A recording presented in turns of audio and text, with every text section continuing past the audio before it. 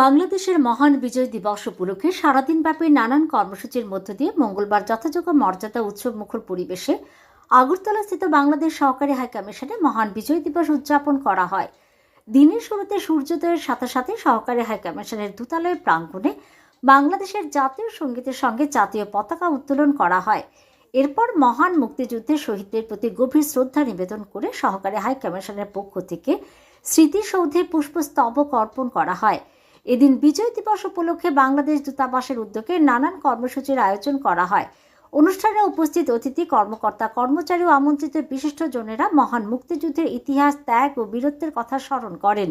এই মহান বিজয় দিবস উদযাপন উপলক্ষে আলোচনা করতে গিয়ে সহকারী হাইকমিশনার হাসান আল বাসার আবুল উলাই, দূতাবাসের প্রথম সচিব SM আলমাস হোসেন এবং শরীফ আহমেদ সহ বক্তব্য রাখেন আগরতলা প্রেস ক্লাবের সভাপতি প্রণব সরকার, আশিকথা বহুমাত্রিক সংবাদ মাধ্যমের চিফ এডিটর শান্তনু শর্মা ভট্টাচার্য, বিশিষ্ট সাংবাদিক অমিত ভৌমিক, আগরতলা সরকারি মেডিকেল কলেজের অধ্যক্ষ ডাক্তার অনুপ সাহা প্রমুখ। বক্তাদের বক্তব্যে উঠে আসে মহান বিজয় দিবস কেবল একটি ঐতিহাসিক দিনই নয়, বরং স্বাধীনতা, গণতন্ত্র ও আত্মমর্যাদার প্রতীক হিসেবে এই দিনটির গুরুত্ব অপরিসীম। উঠে আসে দুদেশের সম্পর্ককে আরও এগিয়ে নিয়ে যাবার গুরুত্বপূর্ণ দিকও। মহান বিজয় দিবস এই দিনটি আমাদের জাতির ইতিহাসে এক অনন্য গৌরবের দিন। দীর্ঘ 9 মাসের রক্তক্ষয়ী মুক্তিযুদ্ধের পর 1971 সালে এই দিনে আমরা অর্জন করেছি স্বাধীনতা ও সার্বভৌমত্ব, যা বাঙালি জাতির আত্মত্যাগ, ঐক্য ও অবিচল সংগ্রামের এক উজ্জ্বল নিদর্শন।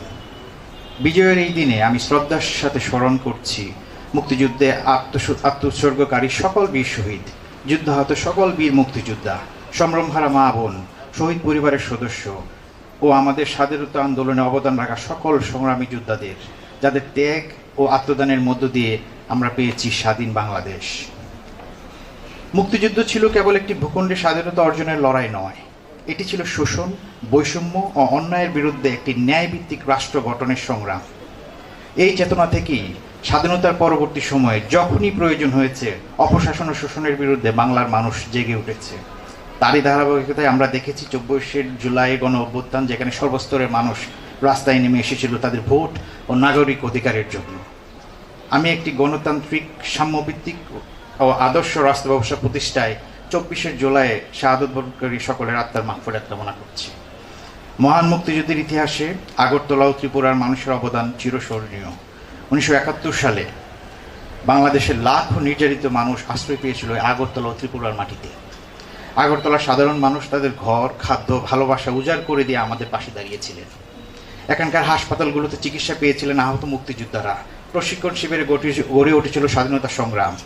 আগরতলা তখন শুধু একটি প্রতিবেশী শহর ছিল না, এটি হয়ে উঠেছিল বাংলাদেশের মুক্তিযুদ্ধের এক গুরুত্বপূর্ণ সহযোদ্ধা ও নির্ভরতার প্রতীক।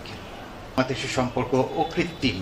আমাদের দিল্লিস্থ বাংলাদেশের হাইকমিশনার স্যার এই সম্পর্ককে অর্গানিক রিলেশন নাম দিয়েছেন, যা দুই দেশের মানুষের অন্তর এক অপূর্ব মেলবন্ধন, দুই পারের মানুষের অভিন্ন সংস্কৃতি এবং পারস্পরিক সৌহার্দ্যের ভিত্তিতে রচিত।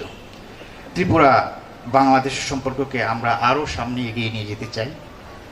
সহযোগিতা, বন্ধুত্ব ও সৌহার্দ্য আমাদের সম্পর্ককে আরও গভীর ও শক্তিশালী করেছে। এই বন্ধন ভবিষ্যতে দুই অঞ্চলের শান্তি, স্থিতিশীলতা ও সমৃদ্ধির ভিত্তি হিসেবে কাজ করবে, এটাই আমাদের দৃঢ় প্রত্যাশা। সম্মানিত অতিথিবৃন্দ, এই মহান বিজয় দিবসে আমরা সকলেই অঙ্গীকার করি বিভেদ নয়, ঐক্য; বিদ্বেষ নয়, পারস্পরিক সম্মান। আমি আবারও বলছি, বিদ্বেষ নয়, পারস্পরিক সম্মান; এবং সংঘাত নয়, শান্তি ও সহযোগিতার পথে আমরা এগিয়ে যাব।